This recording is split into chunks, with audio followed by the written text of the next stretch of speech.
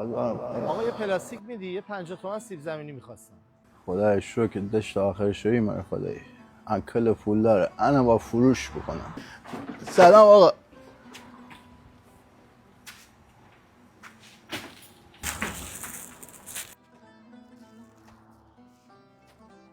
آقا چرا زحمت کشیدی با این وضعیتتون؟ قربونت برم. قربونتون برم. بنده خدا با این وضعیت روحی و جسمیش بدبخت بایستده تا نصف شب داره کار میگم امشب یه دشتی به این بنده خدا بدم ثواب داره حتما. آقا تو زحمت بکشی بده من میبرم. نه آقا نه تو رو خدا برو بشین. نه بده من عزیزی آقا با این وضعیت چرا پا شدی؟ میوه نوبرانه نمیخوای؟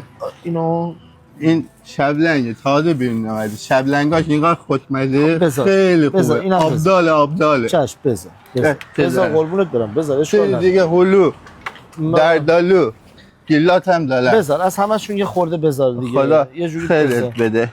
بذار خدا خیلت بده. دردالو رو برای پلاستیک بیارم. بیار نه از زحمت میشه. به تبد بدم اصلا. نه پلاستیک بسه. اون پلاستیک رو برام بدی کافیه. باشه زحمت میشه آخه. قربونه تو برم. میگم مرسی.